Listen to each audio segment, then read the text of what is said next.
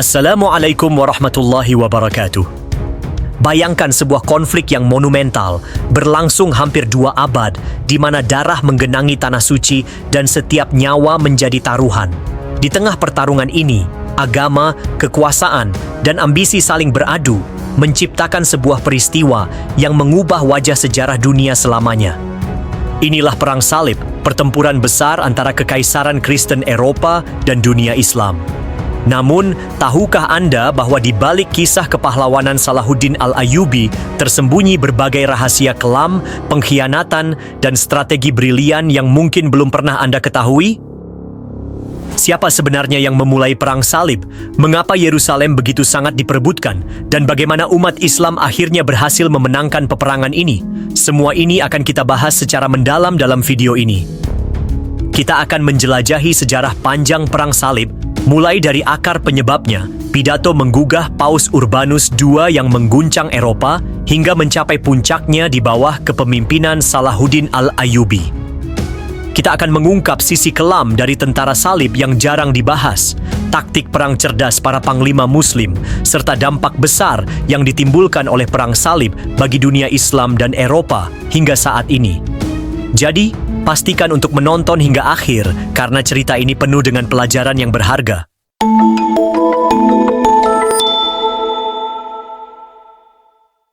Gereja Katolik di Eropa abad ke-11 memiliki peran yang sangat signifikan dalam masyarakat, tidak hanya sebagai tempat ibadah, tetapi juga sebagai pusat kekuasaan politik dan militer.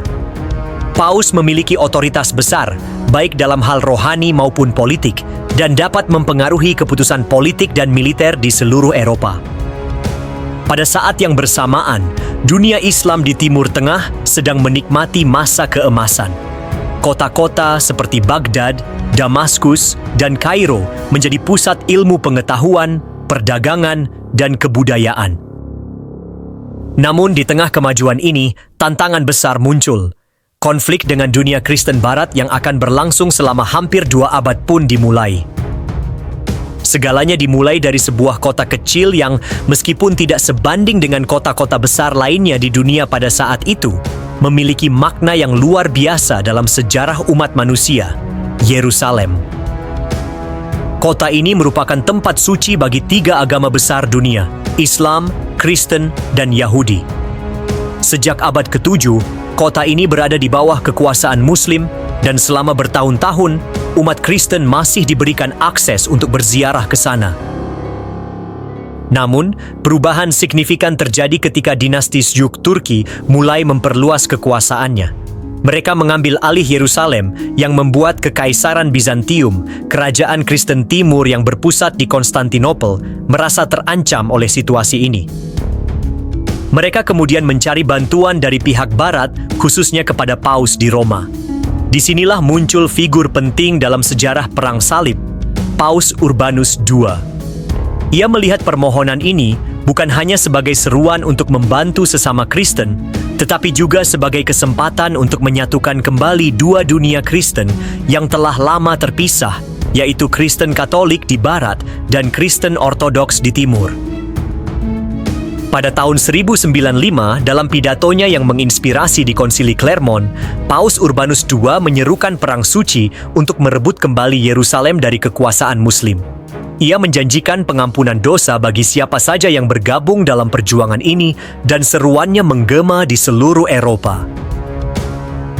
Para bangsawan, kesatria, dan bahkan rakyat biasa merasa terpanggil untuk ikut serta bukan hanya karena alasan agama, tetapi juga karena janji kekayaan, kehormatan, dan petualangan yang menanti. Perjalanan menuju Yerusalem adalah tantangan besar. Ribuan orang meninggalkan rumah mereka, banyak di antaranya tanpa persiapan yang cukup. Kelompok pertama yang berangkat dikenal sebagai Perang Salib Rakyat, yang sebagian besar terdiri dari petani dan mereka yang kurang mampu.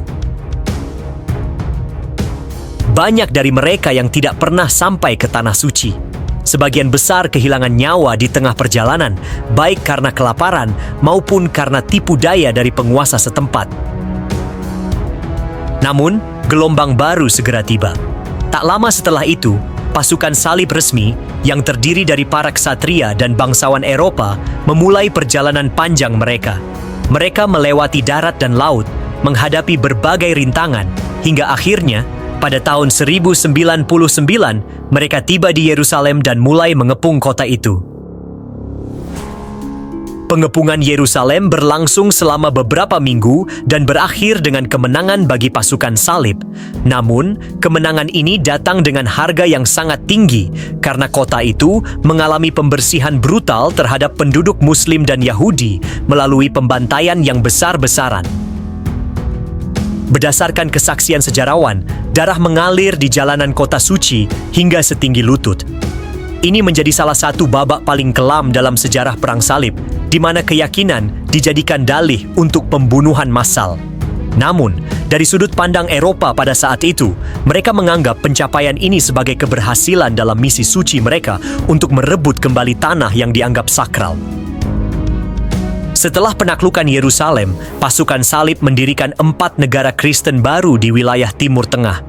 Kerajaan Yerusalem, County Edessa, Principality Antioquia, dan County Tripoli.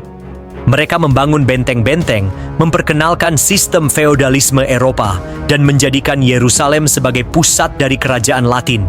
Namun, posisi mereka sangat rentan.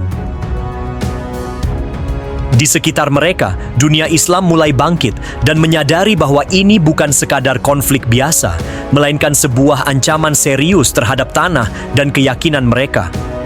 Respons dari dunia Islam awalnya lambat karena adanya perpecahan internal. Namun, setelah jatuhnya County Edessa pada tahun 1144, dunia Kristen kembali mengguncang Timur Tengah dengan Perang Salib Kedua. Raja Louis VII dari Prancis dan Konrad III dari Jerman memimpin langsung ekspedisi ini. Sayangnya, karena kurangnya koordinasi di antara mereka, serangan ini berakhir dengan kegagalan total. Mereka tidak berhasil merebut kota-kota penting dan malah menghadapi kekalahan yang memalukan di Damaskus. Kegagalan ini semakin meyakinkan dunia Islam bahwa Eropa tidak sekuat yang mereka sangka. Di tengah kekecewaan itu, muncul seorang tokoh karismatik dari pihak Muslim, Salahuddin Al-Ayyubi. Ia bukan hanya seorang jenderal yang ulung, tetapi juga seorang pemimpin dengan visi yang jelas. Salahuddin menyadari bahwa kekuatan dunia Islam hanya bisa terwujud jika mereka bersatu. Ia memulai strateginya dengan menyatukan Mesir dan Suriah, serta memperkuat pertahanan sambil memperluas wilayahnya. Salahuddin tidak terburu-buru untuk melancarkan serangan ke Yerusalem. Ia lebih memilih untuk menunggu waktu yang tepat. Pada akhirnya, pada tahun 1187, terjadi pertempuran Hattin. Dalam pertempuran ini, Salahuddin berhasil mengepung dan menghancurkan kekuatan inti pasukan salib. Banyak pemimpin Kristen yang ditangkap, termasuk Raja Gui dari Lusignan. Tidak lama setelah itu, Yerusalem jatuh ke tangan Muslim. Apa yang membedakan Salahuddin dari pemimpin lainnya adalah sikapnya setelah meraih kemenangan.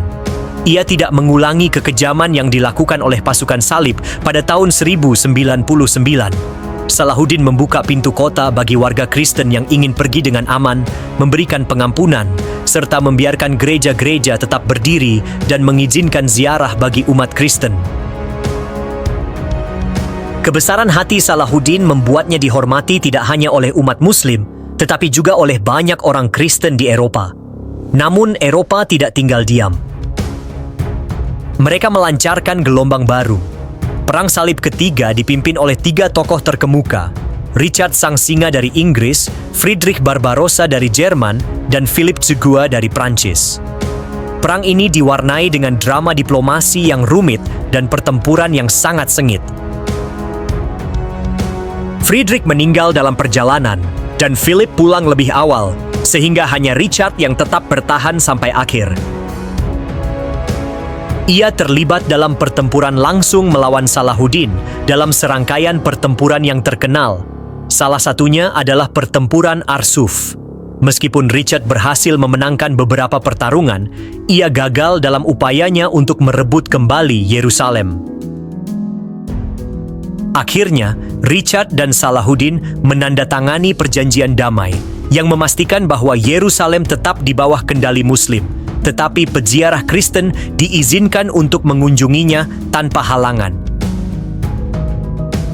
Setelah Perang Salib Ketiga, semangat untuk berperang perlahan mulai memudar. Namun, konflik masih jauh dari selesai. Perang Salib Keempat menjadi sebuah aib bagi dunia Kristen. Alih-alih menuju Yerusalem, pasukan salib malah menyerang dan menjarah kota Konstantinopel, yang merupakan sesama kota Kristen.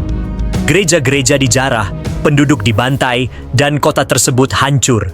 Tindakan ini semakin memperdalam perpecahan antara umat Kristen, Katolik, dan Ortodoks yang dampaknya masih dirasakan hingga hari ini. Perang Salib berikutnya semakin melemah. Perang Salib ke-5 dan ke-6 berusaha untuk menguasai Mesir, tetapi keduanya mengalami kegagalan. Perang Salib ke-7 dan ke-8 yang dipimpin oleh Raja Louis IX dari Prancis juga mengalami nasib yang sama, yakni kegagalan. Bahkan pada Perang Salib ke-9, banyak tokoh penting Eropa yang sudah enggan untuk terlibat. Pada akhirnya, di akhir abad ke-13, benteng terakhir pasukan salib di Timur Tengah jatuh ke tangan Muslim, menandakan berakhirnya era besar Perang Salib. Namun warisan dari Perang Salib jauh lebih mendalam daripada sekadar kemenangan atau kekalahan. Konflik ini memicu pertukaran budaya dan pengetahuan yang sangat signifikan. Orang Eropa yang sebelumnya terisolasi mulai mengenal ilmu pengetahuan Islam, termasuk matematika, astronomi, pengobatan, dan filsafat. Mereka membawa pulang manuskrip, barang-barang mewah, serta makanan dan rempah-rempah dari timur.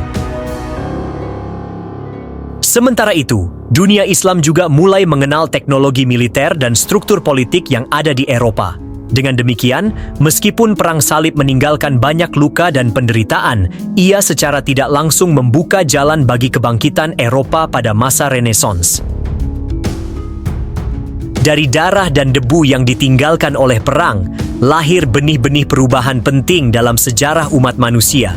Demikianlah kisah panjang dan kelam mengenai Perang Salib, sebuah konflik besar yang bukan hanya dipenuhi oleh darah dan air mata, tetapi juga oleh keberanian, kesetiaan, pengkhianatan, serta yang paling menyedihkan, kesalahpahaman antara berbagai agama. Ribuan nyawa hilang demi klaim atas kota yang dianggap suci oleh kedua belah pihak. Namun, di balik kekacauan tersebut, terdapat pelajaran berharga yang bisa kita ambil hari ini. Perang Salib mengingatkan kita bahwa ketika fanatisme dan ambisi bersatu, yang tersisa hanyalah abu dari peradaban. Ia menunjukkan bahwa keyakinan bisa menjadi cahaya yang menerangi peradaban, tetapi juga bisa berubah menjadi api yang menghancurkan dunia jika digunakan untuk menindas dan menghancurkan. Kita menyadari bahwa kebenaran tidak dapat dipaksakan melalui kekuatan, dan kedamaian tidak akan terwujud dari penaklukan, melainkan dari pemahaman dan toleransi. Kini, lebih dari 1000 tahun setelah pasukan salib pertama meninggalkan Eropa, kita berada di dalam zaman yang berbeda. Perpecahan, kecurigaan, dan kebencian antara kelompok serta agama masih menjadi bagian dari kenyataan kita saat ini. Oleh karena itu, memahami sejarah seperti Perang Salib bukan hanya tentang siapa yang menang atau kalah, tetapi tentang bagaimana kita bisa belajar untuk tidak mengulang kesalahan yang sama di masa depan. Terima kasih telah menyaksikan video ini hingga selesai. Jika kamu merasa video ini memberikan wawasan baru, perspektif yang menantang pikiran, atau bahkan menyentuh hati, jangan lupa untuk mendukung saluran ini dengan menekan tombol like, subscribe, dan mengaktifkan lonceng notifikasi agar kamu tidak ketinggalan kisah-kisah sejarah menarik lainnya. Wassalamualaikum warahmatullahi wabarakatuh.